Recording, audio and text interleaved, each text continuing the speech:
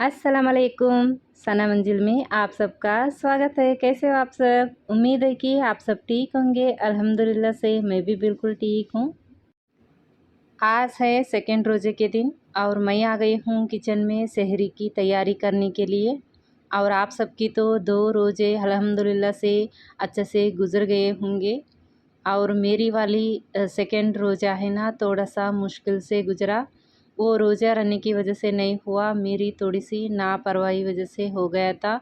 थोड़ा-सा ना हेल्थ ख़राब हो गई थी मेरी।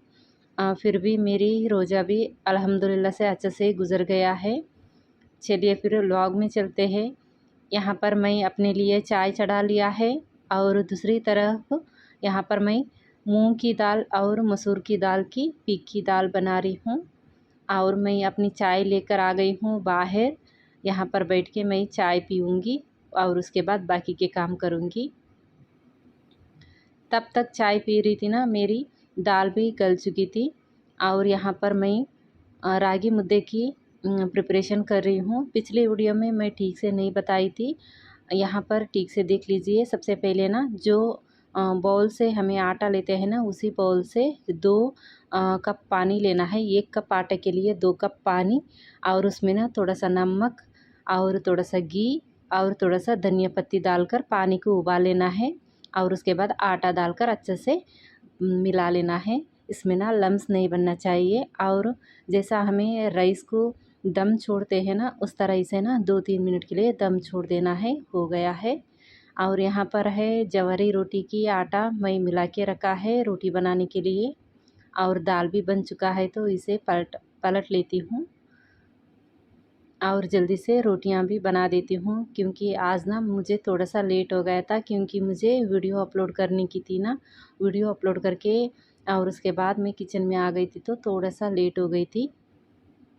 और आज कुछ ज़्यादा ही बनाना भी नहीं था, क्योंकि रात की इफ्तियार के टाइम में डिनर के लिए मैंने राइस जो सालन बनाई थी वही थोड़ा-सा बचा हुआ था ना, तो मैं राइस नहीं बना रही हूँ यहाँ।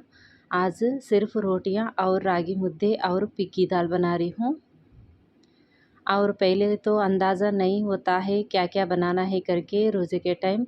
एक्साइटमेंट में ना कुछ ज़्यादा ही बना देते हैं, लेकिन एक रोज़ा गुज़र जाने के बाद पता चलता है कि हम ना क्या खा सकते हैं करके। इसलिए मैं थोड़ा-सा धीरे-धीरे करके आइटम्स कम कर दे रही हूँ।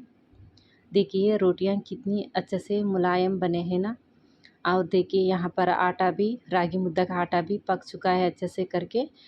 यहाँ पर मैं मुद्दे बना रही हूँ।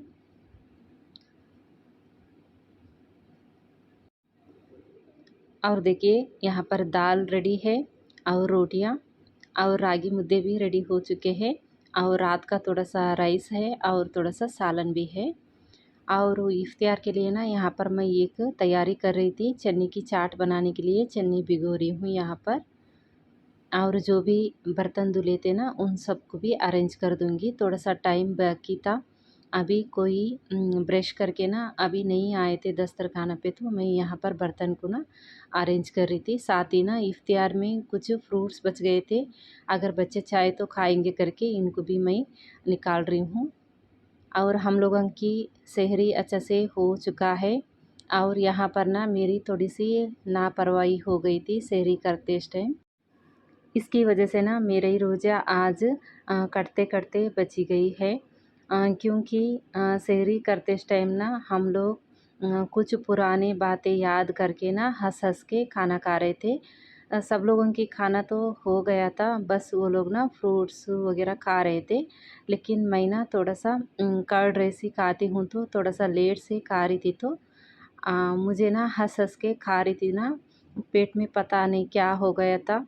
और आराम से खाकर ना फ्रूट्स वग़ैरह भी खा ली थी मैं।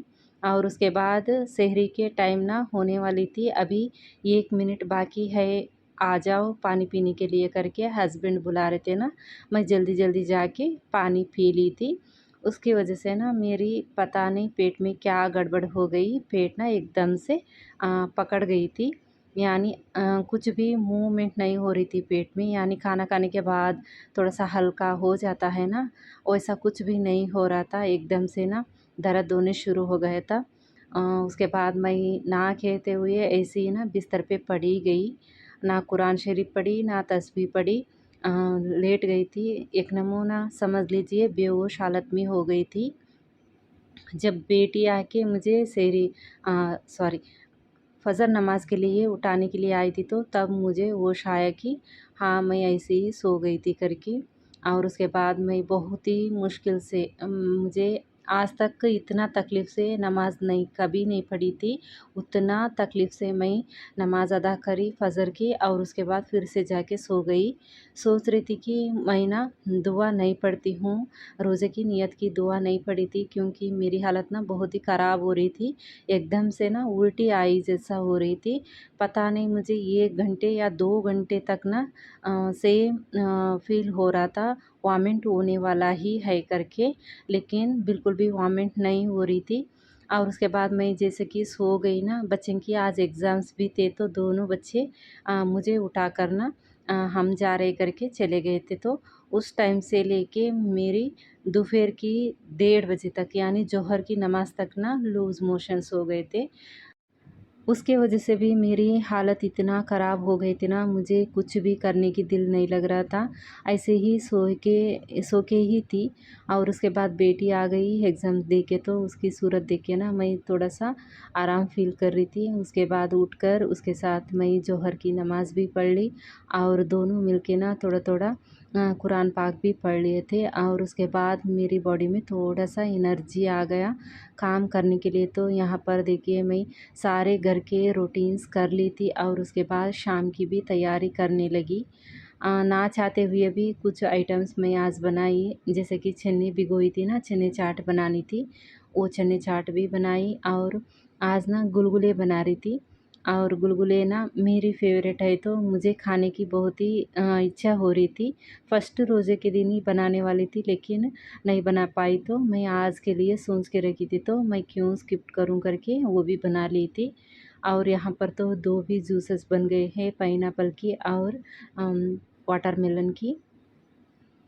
मुझे लग रहा था कि आज का रोज़ाना मेरा नहीं होगा, बीच में ही टूटने वाला है करके।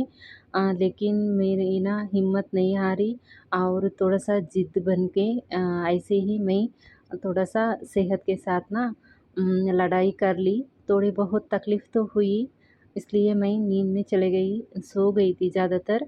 और उसके बाद ना नमाज़ पढ़ के, कुरान पाक पढ़ के ना मेरी सेहत ठीक हो गई थी। थोड़ा-सा सहरी से लेके ज़ोहर तक ना तबीयत ठीक नहीं थी, और उसके बाद घर के काम करते-करते मेरा सेहत थोड़ा-थोड़ा ठीक होने लगा था। देखिए यहाँ पर मेरी तैयारी भी हो रही है इफ्तियार की। चाहे हम लोगों की तबीयत कितना भी ख़राब हो ना, मेरी हो सकता है, लेकिन घर वालों की सेहरी और रोज़ा उनकी क्यों ख़राब करूँ करके थोड़ा-सा हिम्मत करके ना ये सारी चीज़ें मैं बना रही थी। फिर भी ना बाद में मुझे बहुत ही डाँट पड़ी, मेरी और हस्बैंड की लड़ाई भी हो गई थी। क्योंकि ये सब करके ना क्यों तकती हो, और हालत देखिए कितना ख़राब हो गई करके। मैं थोड़ा-सा आज ना सेहरी खोलने के बाद यानी इफ्तियार के बाद मैं रो भी पड़ी पापा को याद करके। क्योंकि मुझे ना रोज़ा में नहीं रोना था। रोज़ा मकरूह हो जाता है, तो मुझे रोज़ा खोलने के बाद पापा को याद करके थोड़ा-सा मैं इमोशनल हो गई थी। पता नहीं, क्योंकि मुझे तबीयत ठीक नहीं होती ना, मुझे पापा की याद बहुत आती है। पहले तो याद आ जाती तो फ़ोन कर देती थी, लेकिन अब तो फ़ोन करने के भी मेरे पास चांस नहीं है, क्योंकि वो अल्लाह के पास है। इसलिए यहाँ पर देखिए उनके लिए भी मैं बहुत सारी दुआएँ की, उनकी जन्नत नसीब करो, उनको जन्नत में अच्छे से रखो करके। और अपना रोज़ा भी यहाँ पर खोल लिए हैं मैं और बेटी। मुश्किल से ही सही मेरी 2 रोज़े कंप्लीट हो चुके हैं।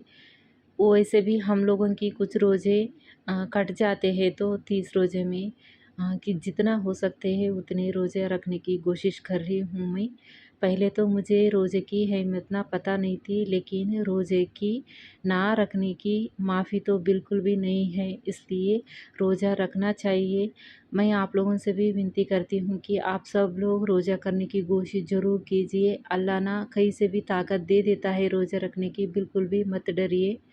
मैं फिर मिलती हूँ एक और अच्छी वीडियो के साथ, तब तक के लिए आप लोग खुश रहिए, स्वस्थ रहिए। अल्लाह हाफ़िज़।